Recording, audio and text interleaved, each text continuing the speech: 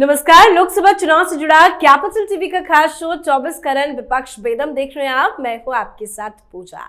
लोकसभा चुनाव को लेकर कांग्रेस कुंभकर्णी निद्रा में है, विपक्ष पूरी तरह से बेदम है। अभी तक ये लोग सीट शेयरिंग का मुद्दा भी ठीक से नहीं सुलझा पाए हैं और इसी वजह से इनके कार्यकर्ताओं और टिकट के दावेदारों की बेचैनी बढ़ती जा रही है। बात बिहार की करें तो लालू प्रसाद यादव बिना कांग्रेस की सलाह से उम्मीदवारों का चयन कर रहे हैं। महाराष्ट्र में भी किचकिच जारी है, बंगाल में तो गजब ही खेल चल रहा है।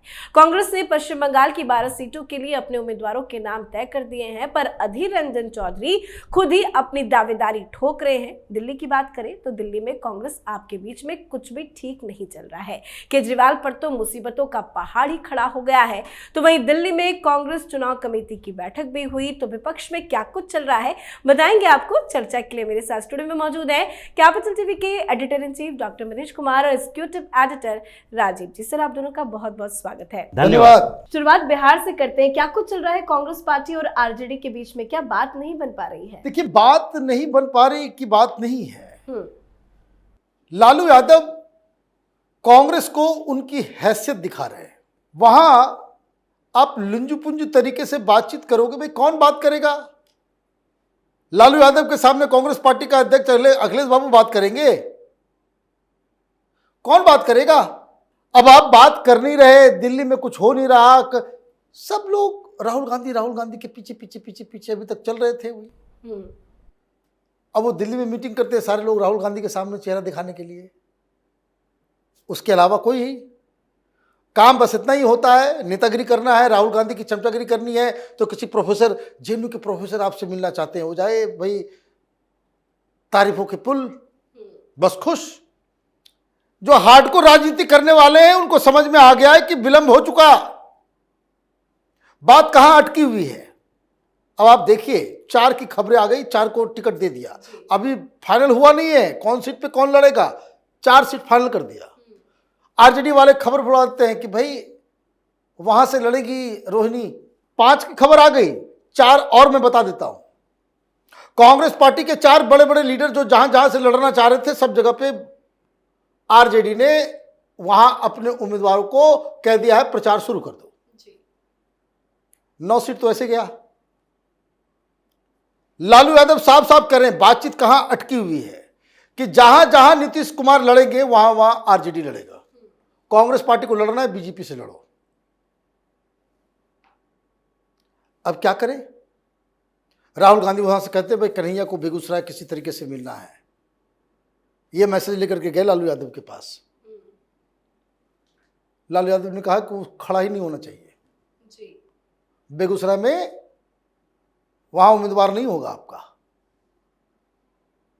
तो निखिल बाबू भी गायब, तारिक अनवर भी गायब, कन्हैया कुमार भी गायब। इन लोगों के कंस्टिट्यूएंसी पे आरजेडी अपना उम्मीदवार खड़ी कर रही है। अब मरता क्या ना करता। जो आरजेडी के लोग बता रहे हैं वो ये बता रहे हैं कि भाई कांग्रेस को टिकट देने से तो मतलब है कि आप हारना ही है। उसका कारण ये है कि कांग्रेस पार्टी को सीट देने से क्या फायदा, उसके पास अपना वोट है नहीं। अगर जितना सीट कांग्रेस पार्टी वाले मांग रहे हैं, इससे ज्यादा बेहतर तो सीपीआई-एमएल जो है वो उसके साथ हम चले जाए, वो उसका वोट जो है कन्वर्ट ज्यादा तरीके से करेगा। कांग्रेस पार्टी का वोटर लालू यादव को वोट करेगा, जाकर के मोदी को चुपचाप वोट करके चलाएगा। तो ये एक बड़ी दिक्कत है राहुल गांधी के लैकलस्टर अप्रोच की वजह से। ये सब अपने ही परेशानी में जो है, वे अपने ही नेताओं को ठीक करने के चक्कर में। अभी देखिए नई लिस्ट आई है, जबरदस्ती रायगढ़ से जो है खड़ा करवा रहे हैं इसको, दिग्विजय सिंह को। जिन जिन बड़े बड़े नेताओं ने मना किया, जबरदस्ती सबका लिस्ट में नाम डाला जा रहा है। तो खुद क्यों नहीं चले जाते हैं मीटिंग? तो यही दिक्कत है। तो ये कांग्रेस पार्टी को समझ में नहीं आ रहा है क्या करना है।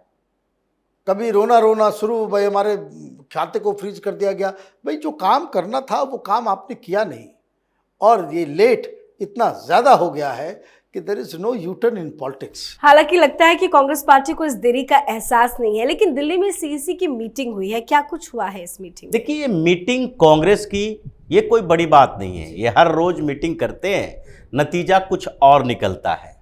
क्योंकि इस मीटिंग में सबसे मेन चर्चा का विषय जो रहा कि हमारे तो उम्मीदवार हैं जो छोड़ छोड़ के भाग रहे हैं, जिसको हम कहते हैं कि कैंडिडेट बनाएंगे, वही है जो कुछ दिन के बाद कहता है हम चुनाव नहीं लड़ेंगे। अहमदाबाद से कांग्रेस के कैंडिडेट ने मना कर दिया, जो उसको टिकट दे दिए थे। उसके टिकट देने के बाद कांग्रेस के अंदर हंगामा चल रहा था। 2 दिन के बाद बोला भाई चुनाव नहीं लड़ेंगे। हमारे जो कांग्रेस के कार्यकर्ता हैं वो मोटिवेटेड नहीं है, उनके अंदर मोटिवेशन ही नहीं है। हम जाते हैं प्रचार के लिए, घूमने के लिए, चलो भाई प्रचार करते हैं, तो वहां पर कांग्रेस के कार्यकर्ता हैं जो चुपचाप बैठकर तमाशा देखने की कोशिश करते हैं। जो लोकल लीडर अगर हमारा साथ नहीं देगा, संगठन मजबूत नहीं होगा, तो चुनाव लड़के क्या फायदा है। यही बात प्रतिभा सिंह ने कही कि मंडी में जब हम घूमे देखे तो पता चला कांग्रेस के कार्यकर्ता इंटरेस्टेड नहीं है।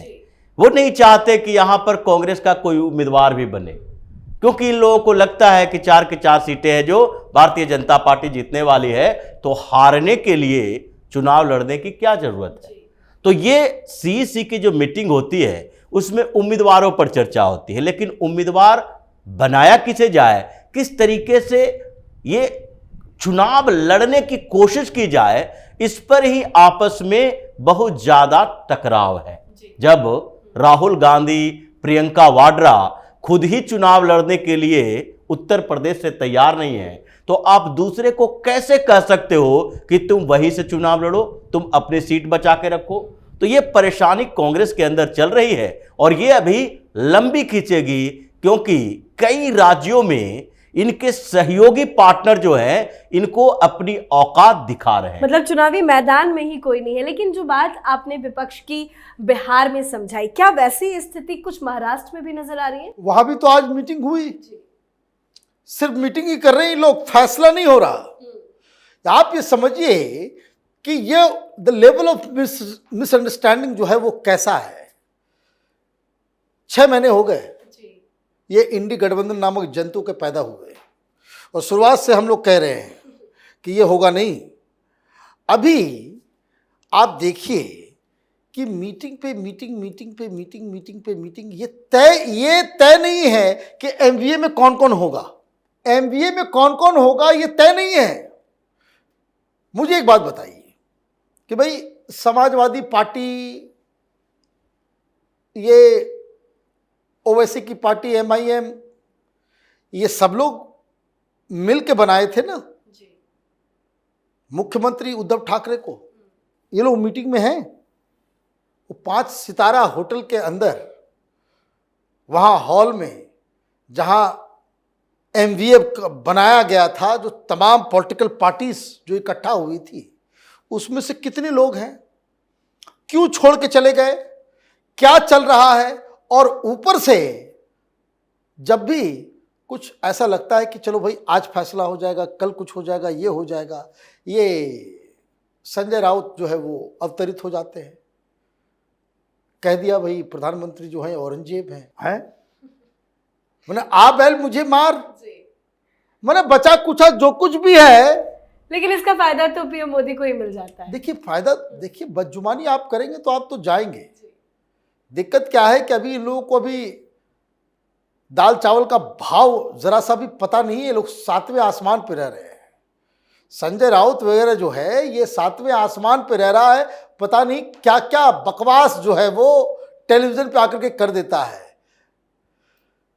ये दिग्विजय सिंह, ये जयराम रमेश, राहुल गांधी, लालू यादव, ये संजय राउत, इस तरह के लोग जो हैं वो अच्छा खासा प्रचार करते हैं भारतीय जनता पार्टी का। मुंबई से 1 महीने पहले, आज से 1 महीने पहले टिकट बंटवारे के ऊपर अगर ये लोग फाइनल किए हुए होते, महाराष्ट्र में कोई दूसरी फिजा होती। चूंकि लोग अब जाने लग गए, छिटकने लग गए। अभी ये लोग तो, कुछ लोग तो ये भी बता रहे हैं कि भाई ये इसलिए भी नहीं किया जा रहा है, लेट इसलिए किया जा रहा है कि अगर टाइम रहते हुए अगर हमने घोषणा कर दी तो पार्टी और भी ज्यादा टूटना शुरू हो जाएगी। तो ये खतरा है। इस वजह से जो हाल बिहार का है वही हाल अभी तो दिल्ली के बारे में कोई कह रहा है कि केजरीवाल अगर जेल चला गया तो कांग्रेस के बहुत सारे लोग आएंगे, बोलेंगे भाई अब केजरीवाल ही चला गया, अब हम 7 सीटों के ऊपर लड़ेंगे। खैर सर, पश्चिम बंगाल में क्या चल रहा है? देखिए, पश्चिम बंगाल में अब मुकाबला शुरू हो चुका है कांग्रेस, वामपंथी पार्टियों और भारतीय जनता पार्टी के साथ उधर टीएमसी से। मतलब 4 पार्टियां मैदान में है। अब वहां पर कांग्रेस के लिए सबसे बड़ा कंफ्यूजन है कि वामपंथी पार्टियां भी धमकी दे रही है, अपने अपने उम्मीदवार उतार रहे हैं। इनका ममता बनर्जी के साथ भी 36 का आंकड़ा हो चुका है। तो ऐसे में कांग्रेस किस तरफ जाए यही समझ में नहीं आ रहा।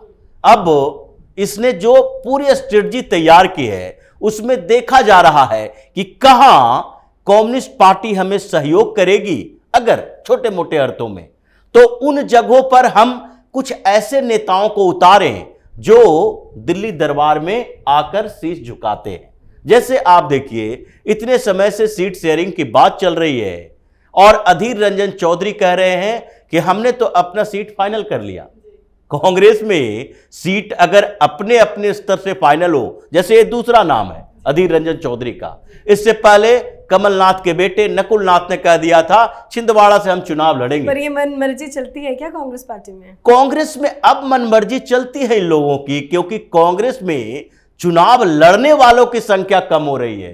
तो अब राहुल गांधी, सोनिया गांधी ये सोच रहे हैं कि अगर कोई ये दावेदारी कर रहा है तो कम से कम एक सीट तो सुरक्षित है कि चलो वहां चुनाव लड़ने के लिए तैयार हो चुका है। जी। क्योंकि जो चुनाव लड़ने के लिए तैयार होता तो है कुछ दिन के बाद वही छोड़कर चला जाता है। तो पश्चिम बंगाल में इस बार कांग्रेस जो पिछली बार 2 सीटें जीती थी वो भी 2 हाथ से जाने वाला है। भारतीय जनता पार्टी 30 से 32 सीट पर आगे चल ही रही है। जी, बहुत बहुत धन्यवाद सर आप दोनों का। धन्यवाद। तो विपक्ष हर राज्य में बेदम है, कांग्रेस पार्टी बैकफुट पर है, कांग्रेस के अंदर भी भारी फूट की खबर है। साथ ही कांग्रेस के सहयोगी दलों के साथ भी तालमेल नहीं बन पा रही है। सीट शेयरिंग पर हर राज्य में बवाल बढ़ता ही जा रहा है। तो विपक्ष की बढ़ती मुसीबतों पर आप अपनी राय कमेंट कर लिखें। देखते रहिए कैपिटल टीवी। नमस्कार।